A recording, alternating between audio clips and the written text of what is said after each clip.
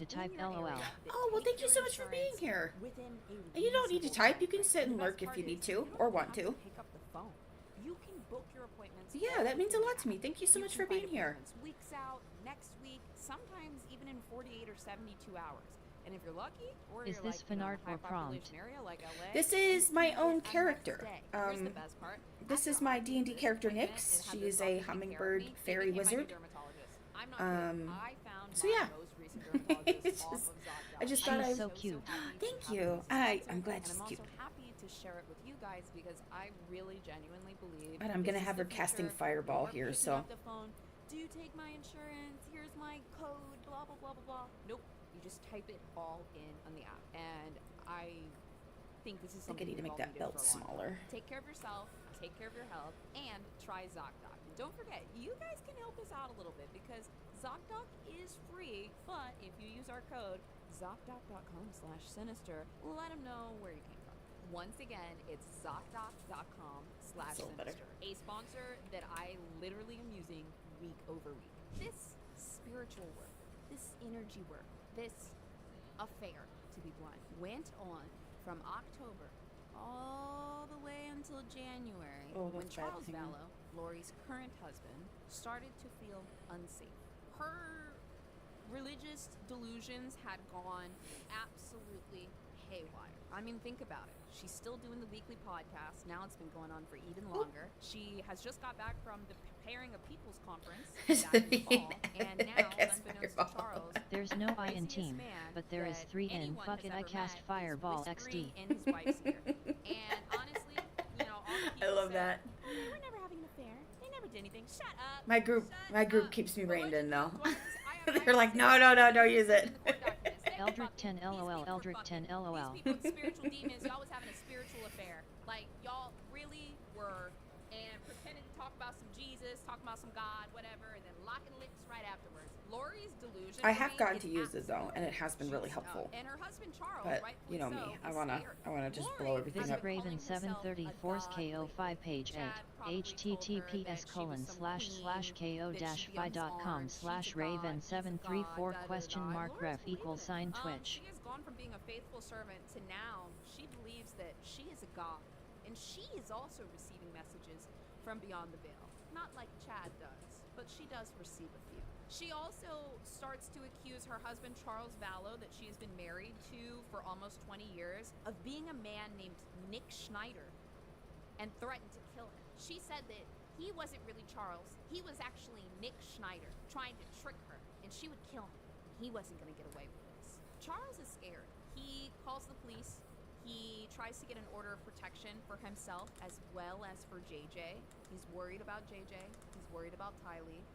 And, you know, his It's a more body realistic cam wrinkle. footage when he first called Lori is online. And he looks incredibly concerned. This woman that he's loved for many years and thought that he knew is starting to change. And unbeknownst to him, it's because of this very strong outside influence. On the day that Lori is supposed to be served the order of protection, she disappears. She is nowhere to be found. She's never able to be served. This is another moment that we really throw away our empathy cap for Lori, because she knew this order of protection was coming because of her own actions, and she ran from it. Do with that what you will. Charles is so scared that he actually pulls JJ out of school. He was at a place called the Life Academy in Gilbert, Arizona, and he actually was getting special treatment for his autism, and this was a really important school because this place finally worked for him. But he did not want to take him out of the school, but kind of felt like he had to for safety. And then he ends up moving them to Houston, Texas. But not too long after, he moves back to Arizona because Lori reaches out and they reconcile. The reconciliation doesn't last for long because in July 2019, Charles goes to pick up JJ from Lori. Remember, they both adopted him. Like, they both have custody. And while this is happening, Charles gets into a fight with Lori's brother, Alex, and then suddenly, Charles ends up dead. There's also a body cam video of this, too. It's very, very strange, and one of the strongest pieces of evidence in how far gone Lori was. Lori goes out to talk to the police, and they ask her what happened. She sits there, arms folded, kind of just mouth off to the side, sunglasses on, looking bothered by the police asking about the death of her husband. She just looks like this is an inconvenience to her. I believe that this happened because Lori believes everything that Chad has told her. She believes that what she's doing is righteous. She believes that this is what God wants, and these humans being confused doesn't matter. So we get this really nasty attitude from her, but eventually the police choke out what happened. And supposedly, Charles, who's literally never done anything wrong, Hair is being hairy. JJ, and something happened, and he attacked Lori. He came after her, and then her brother had to come out and shoot him. They claim it was self-defense, and a brother was just protecting his little sister from her evil husband. And they actually walk in and see Charles's body on the ground. He is dead. He has been shot multiple times. They call it as self-defense, and very quickly, over the next couple of weeks, the case is closed. But on that same day, Lori does a couple of strange things. One, she doesn't tell anybody for hours. She also didn't call the police for quite a while. She goes to JJ's school to pick him up and tells everyone that Charles has just killed himself. That's what she says. That's what she tells people. Right after they have killed them, she goes and tells people that, yeah, he took his own life. After Charles's death in July of 2019, things began to move very, very quickly. And everything really happens in August, because in August of 2019, Lori decided to relocate to a new home that just happened to be a lot closer to Chad Daybell. Then, on August 9th, 2019, Lori Vallow put JJ's fully trained service dog, Bailey, on sale for $2,500.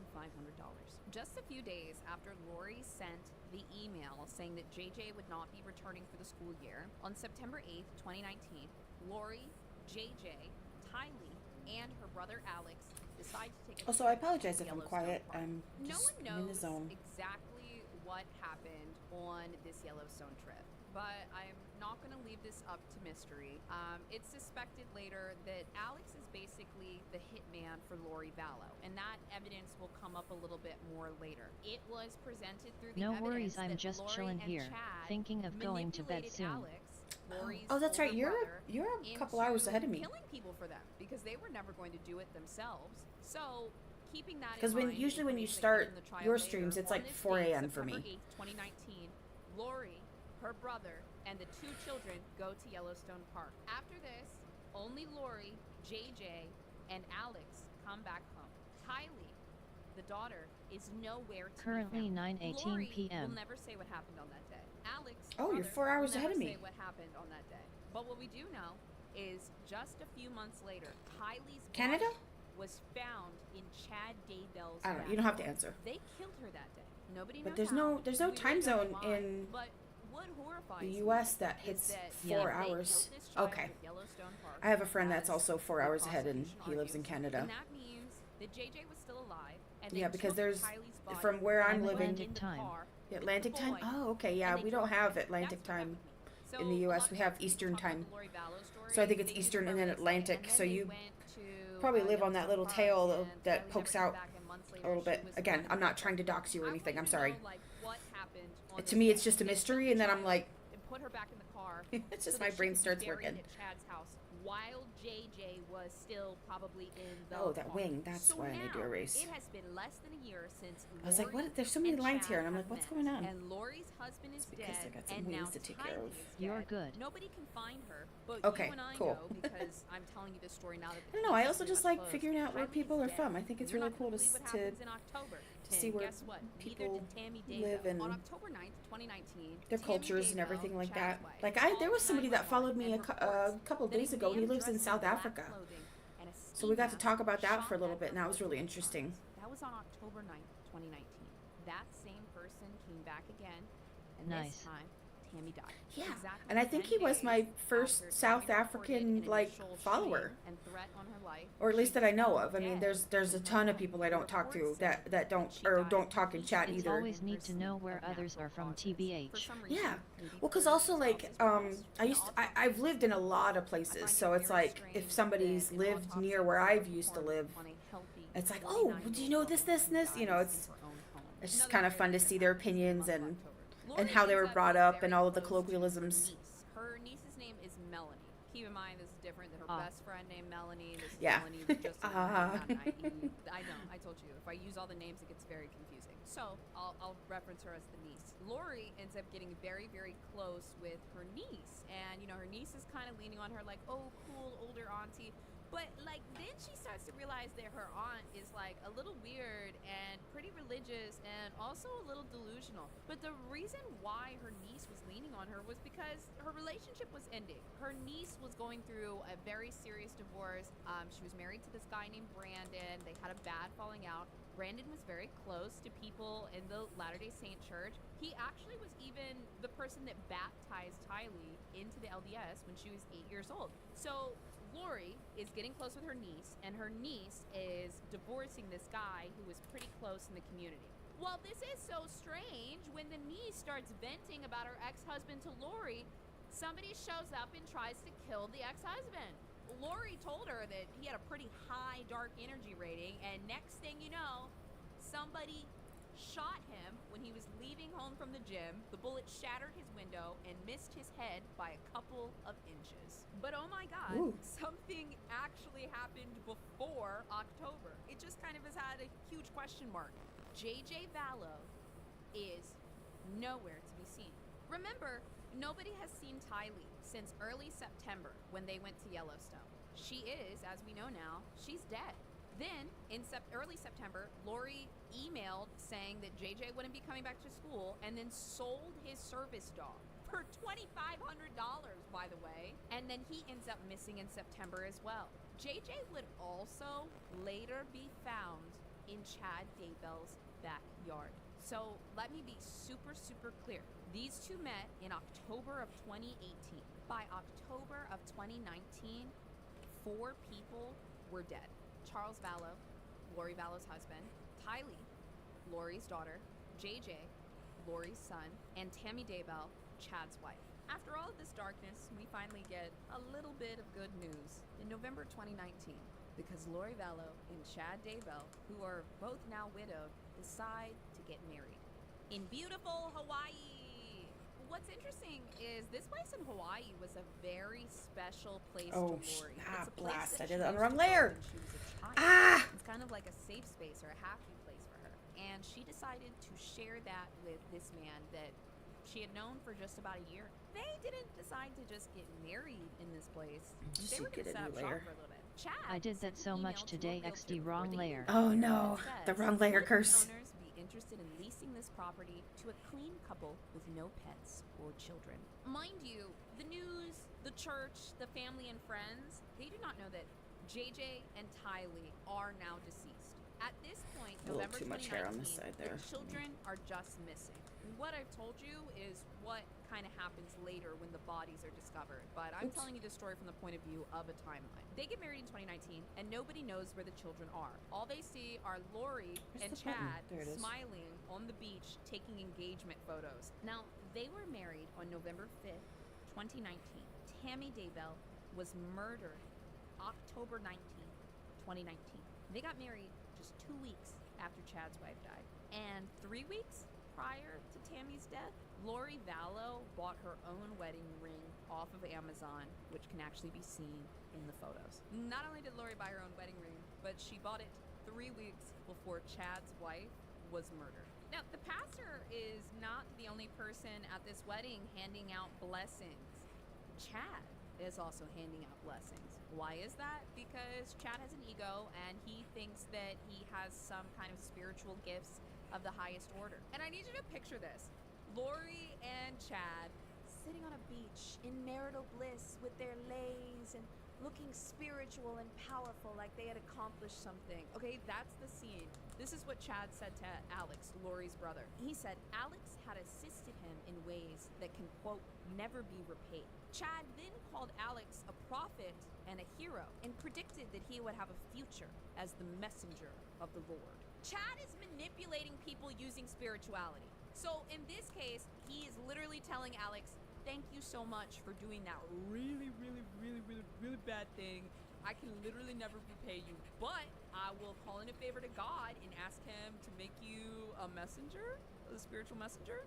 Make you important? Okay, cool. Like, as though Chad has that type of fucking power, but he's preying on Lori's spirituality and also Alex's spirituality. I mean, Alex isn't as delusional as Lori, but he is her brother, and he was also up in that church 5 days a week in the morning. God is very important to them, and Chad is saying that he is a spiritual figure that is connected directly to God, and they are listening because they are lost. Also, I don't know if I told you this, there's so many details in this case, and I try to keep it to what helps you follow in the story, but look, this is a big one too. Chad Daybell arranged Alex's marriage. Alex was married to this woman for not very long, but Chad actually picked Alex's wife. He said, yes, I think this woman will serve you. And guess who Chad picked? A woman that worshipped him. So Chad hooked up Lori's brother, aka his hitman, with a woman that worshipped Chad. So, oh, this is so complicated. Okay. So, anyways, while Chad is on the beach spewing this bullshit to Lori's brother, guess who's back home calling the police? The kid's grandma, Lori's mom. Remember I told you about her, Janice, the super religious lady that likes to look nice? Well, the children have been missing for a very long time now, and so finally, the grandma calls the police and says, I can't find Lori's children, and she won't tell me where they are. She won't tell me anything. The police, the first thing they're gonna do is call up Lori and say like, hey, where are your kids? Lori, the first thing she does is she calls up Melanie, best friend from the podcast, and she asks Melanie to lie and say that she had JJ. If Melanie, a little delusional herself, because she was on the Preparing the People pod, you know, she's a little out there, but she's not a liar, and she's not gonna lie about missing children, so she doesn't, and she's not going to. The police demand that Lori Vallow produces her children that have been missing for months, and when she can't, the authorities go to arrest her, and Lori and Chad go on the run. In November of 2019, Lori and Chad go on the run, and authorities immediately go to her apartment and execute a search warrant. They discover that she and Chad have just gone somewhere in Idaho. They start talking to people, and this is when Melanie, bestie from the podcast, she starts spilling every crazy thing that Lori has said in the past couple weeks. She's telling the police that Lori had told friends that her children were zombies. The only way to free their soul from evil spirits was to kill them. She was here's another issue that I have with the religion not wanting to believe in mental health. Lori was talking to people about killing their children, but because she was talking about it through a spiritual lens, and people in religion are scared of mental illness, they didn't do anything.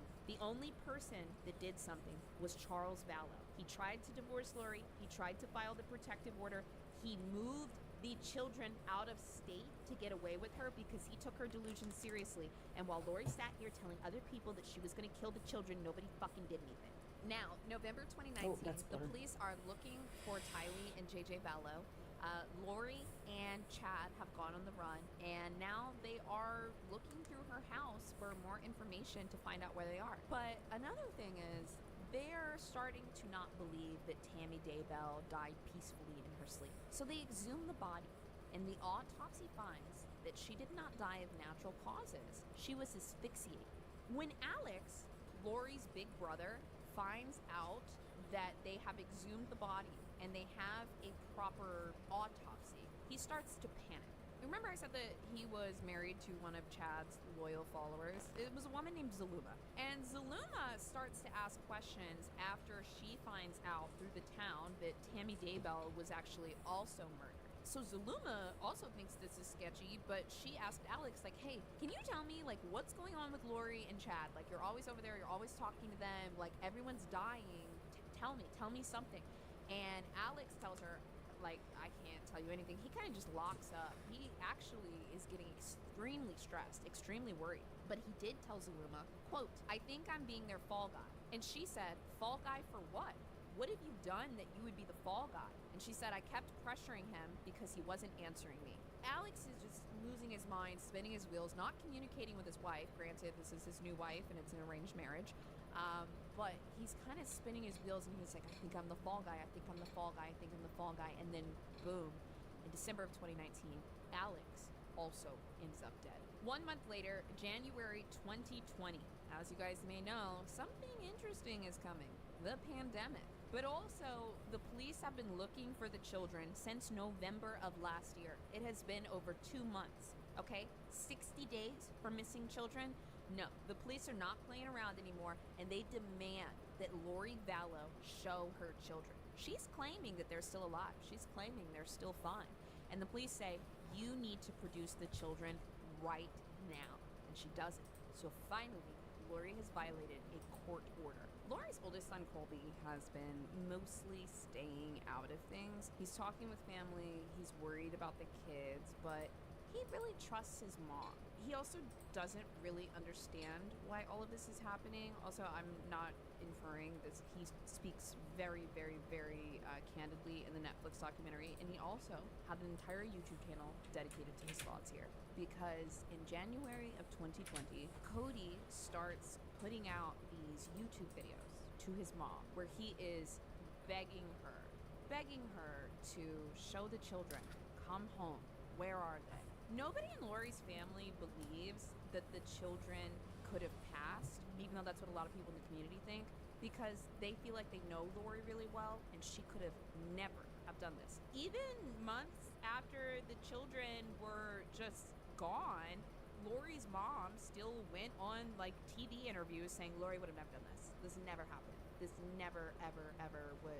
We don't know where the kids are, but we want to see them, and we know they're fine. That's basically what they went out there and said. In one of the videos, Cody pleads with her saying, Mom, this can end.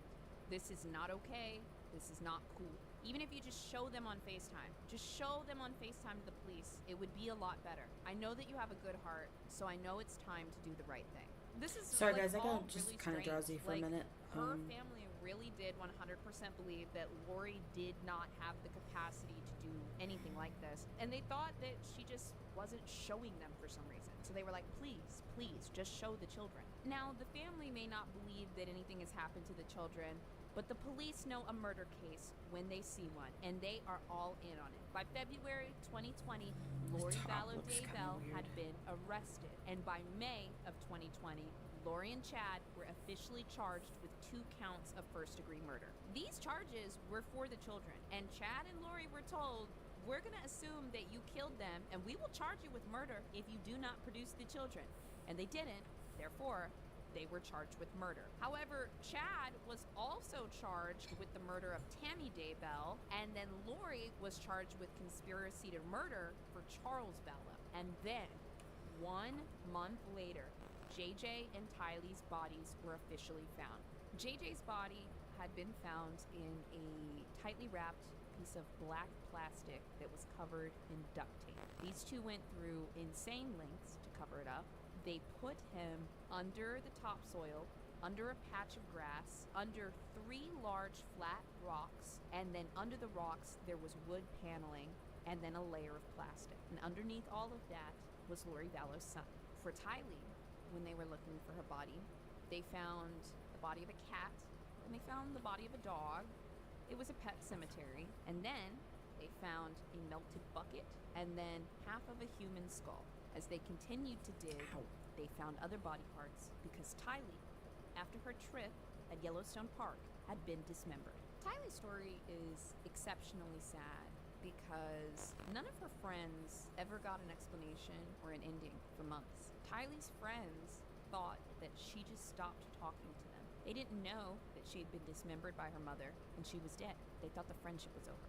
Now, I've given you a few of my opinions here and there, but I promise you these are supported by different pieces of evidence throughout the trial. I've just had to insert it throughout the story so that you and I are on the same page. Okay, remember when I said Lori was a severely mentally ill woman, extremely delusional and deep in religious fanaticism?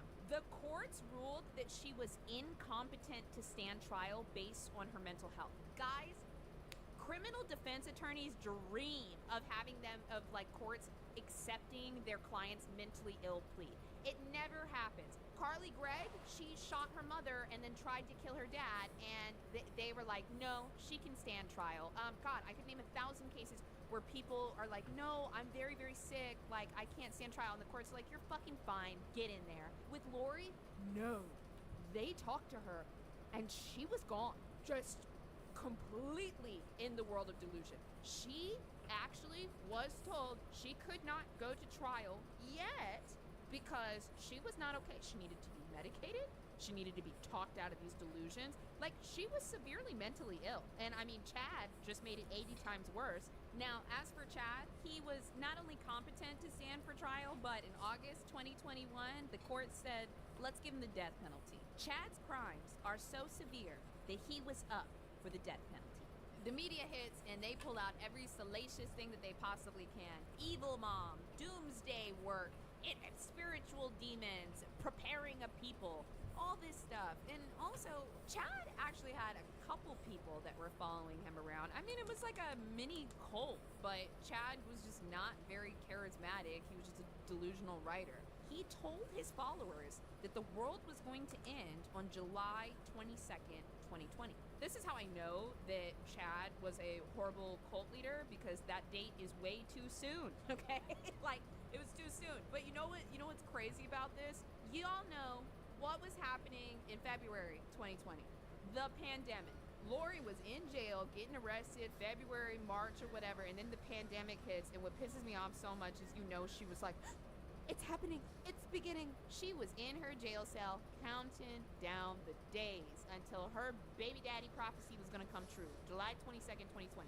That bothers me so much. That's probably why they couldn't stabilize her either, because she thought this date was coming, July 22nd, 2020. The media and the defense start to argue that it is actually a serious case of manipulation and possibly even brainwashing. Chad used what he learned from previously being in a cult and took advantage of Lori's overly religious nature. Personally, I can see a combination of the two, because Chad was an egotistical weirdo who had fantasies about homicide. That's what all of his books were. They were religious death fantasies. Then Lori, who not only has a strong history of delusions, was just desperate for a man's love. Again. The trial for Lori and Chad started in April of 2023, and a laundry list of crucial information came out. One, there was an aspect of financial gain. Chad and Lori stood to gain significant amounts of money from the death of their spouses, over $1 million. Secondly, Lori Vallow's older brother, Alex, who is now deceased, his cell phone pinged in the back Chad Daybell's backyard for 2 hours on the day that Tylee disappeared after the Yellowstone trip. Just a little bit after Alex's phone pinged to that area, Chad sent a text message to Tammy and said, I spotted a big raccoon along the fence. I hurried and got my gun, and he was still walking along. I got close enough that one shot did the trick.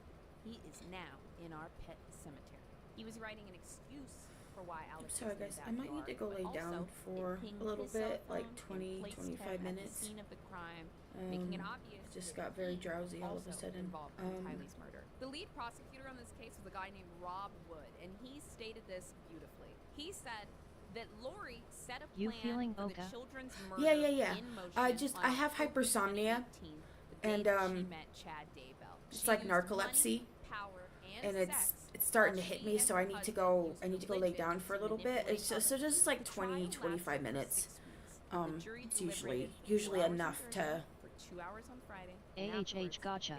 it's enough to kind of keep my energy going.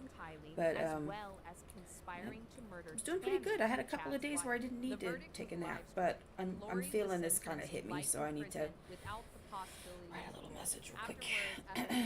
She gave the most insane, rambling statements, saying some things I will such be as heading she to bed, claimed so have I'll be access to leaving. heaven and the spirit You got world. great She said progress that on JJ, this. Tylee, Thank and you. Tammy Thank you so were, much. quote, busy in the spirit world. And thank you so much for She hanging out also with me. I said, always appreciate your company. Jesus Christ knows that no one was murdered in this case. Yeah, if you're going to be heading to bed, I hope you sleep well, and have a good night. Fatal side effects from medications happen. And the judge's response, he threw the whole book at her. He threw the whole book at her. He said, no, you guys are full Eldred of shit. 1010, Eldred Tammy's murder 1010. was important because you wanted to get full access to Chad. You guys wanted to get married. Also, Tammy's life insurance policy was worth $500,000.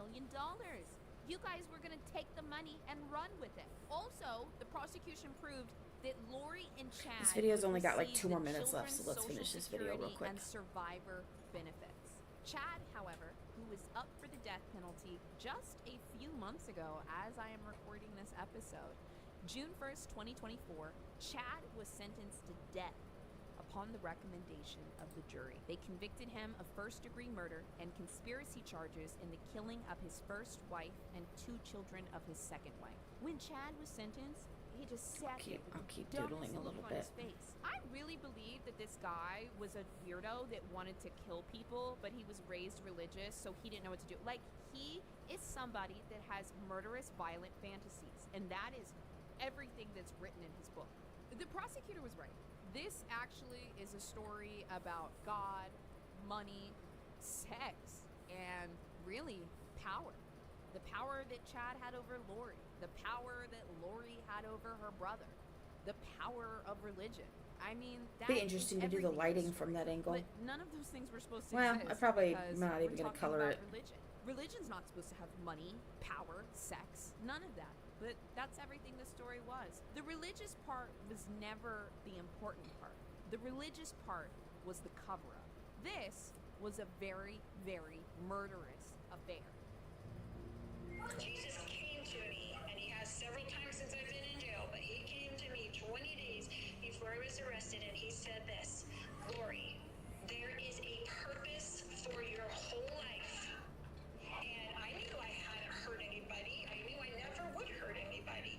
I can't sit here and pretend like this isn't what it is. And I hate all of it.